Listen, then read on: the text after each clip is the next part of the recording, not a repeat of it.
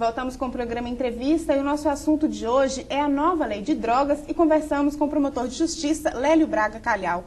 Lélio, quando o juiz de direito, como que ele avalia a questão do usuário e do traficante de drogas? Como que é a condenação, como que ele diferencia um e outro? O artigo 28 da lei de drogas, ele traz o parâmetro que o juiz deve analisar para saber diferenciar o usuário, o dependente, do traficante. E analisar do que são as condições, os antecedentes da pessoa que está sendo acusada. Se ela já teve vários processos por tráfico anteriormente, já há uma presunção que ela possa estar traficando. Então, olha as circunstâncias, a quantidade da droga. A quantidade da droga por si só, ela não é um parâmetro isolado. Às vezes a pessoa é flagrada com uma quantidade grande de droga, por exemplo, flagrada com uma quantidade de maconha, meio pacote, mas ele está de uma forma, ele nunca teve processo de tráfico, ele está de uma forma que não está dividido a droga. Agora, às vezes a pessoa é encontrada com uma quantidade pequena de droga, mas a droga é dividida.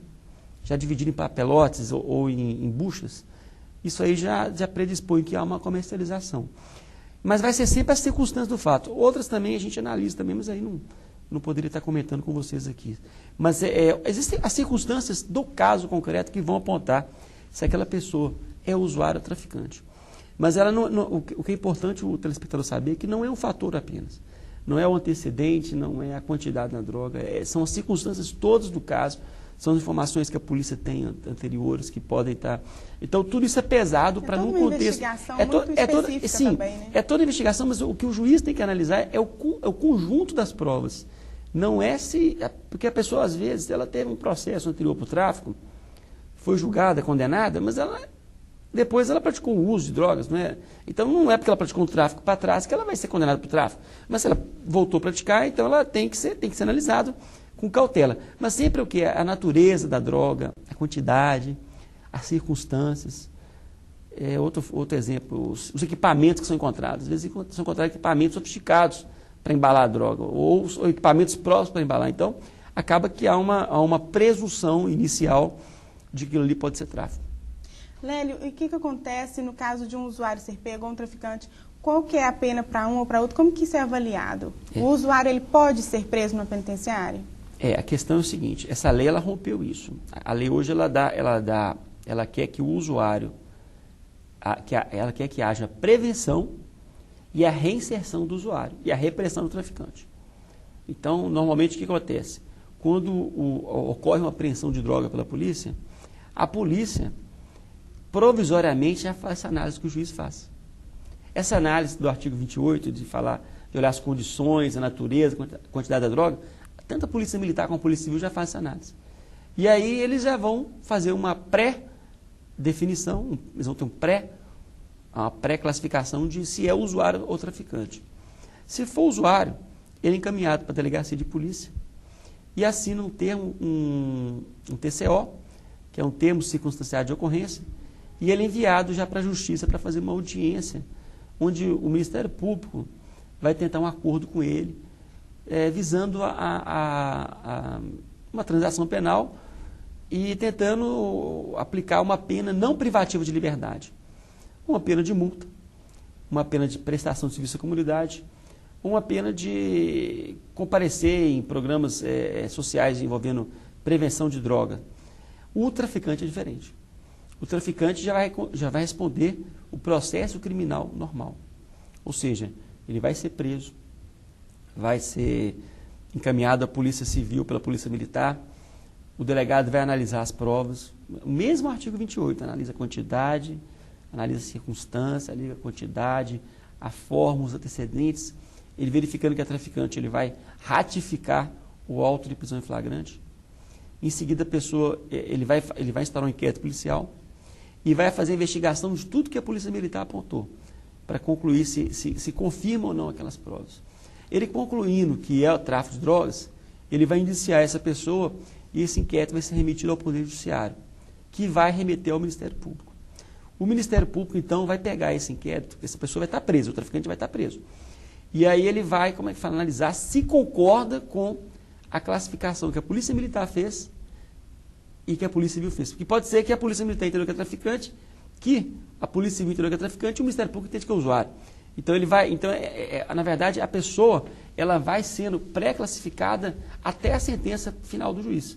Então, se o Ministério Público concluiu que é traficante, ele entra com uma ação contra a pessoa e a pessoa pode tomar, ela vai ser ouvida, ela vai primeiro ser interrogada, vai ser ouvida testemunhas do promotor, arroladas pelo Ministério Público, depois arroladas pela defesa, e uma sentença penal, ela pode ser submetida depois, se for classificada como traficante pelo juiz, há uma sentença inicial de 5 anos de prisão. E a nova lei de drogas, ela traz alguma coisa também para as famílias dos usuários? Olha, a nova lei de drogas, ela quer romper essa ideia de reprimir, acima de tudo, que é o resquício da política criminal norte-americana de guerra contra as drogas. Ela quer romper com esse modelo de guerra contra as drogas. Só que, ao mesmo tempo, ela prevê alguns programas, prevê internação em ambulatório para o usuário, só que o Estado, o poder público, ainda não destinou recursos suficientes para isso. Então, ela vai sendo aplicada de forma muito lenta ainda. Então, na verdade, os usuários, nós conversamos com eles nas audiências. Muitos acabam não voltando a delinquir e acabam, a gente acaba resolvendo com a pena alternativa. Agora, a questão que começa a se colocar é daqueles casos dos usuários, dos dependentes que estão mais avançados. Esse aí, o direito vai depender não só dele, vai depender da psicologia, da psiquiatria, vai depender de outros âmbitos para a gente tentar resolver. Porque em alguns casos a pessoa não vai conseguir sair por conta própria, ela vai precisar de ajuda mesmo. Então isso será oferecido? A lei prevê que isso será oferecido, mas a lei ainda não está oferecendo isso de forma tão fácil. Nós estamos tendo dificuldade de implantar porque o poder público, porque é uma lei nova, é uma lei de 2006. Nós temos problemas parecidos com o ECA. O Estatuto da Criança e Adolescente é de 1990 e ele não está totalmente implantado hoje. Se você for nos locais pequenos, se você for nos locais, nas cidades pequenininhas, você não encontra abrigo para se colocar uma criança que está em situação de risco. Mas então, devagarzinho o Ministério Público está negociando com os prefeitos, está colocando. A lei de 2006, agora cabe ao Ministério Público também. O problema que está acontecendo é que o governo federal, isso não é uma crítica ao governo atual, mas de outros governos, geralmente eles contingenciam as verbas para se combater o crime. No momento, até eu estava vendo ontem na televisão, que o Ministério Público Federal entrou com uma ação essa semana para obrigar o governo federal a mandar as verbas para os estados para a construção dos presídios. Porque o governo fica criando um monte de dificuldade e acaba que nós estamos precisando criar as vagas nos presídios, mas não tem o dinheiro em Brasília, tem o dinheiro no orçamento, mas o dinheiro não é disponibilizado. Então nós vamos ter que, na mesma forma, batalhar o Ministério Público, a sociedade, os prefeitos. E outra coisa, a questão de controle das drogas não é uma questão apenas de polícia. Ela tem que envolver toda a sociedade. Tem que envolver as famílias, a família, a sociedade. O que a sociedade poderia fazer para contribuir? Olha, para começar, Valadares possui algumas associações que tratam do usuário.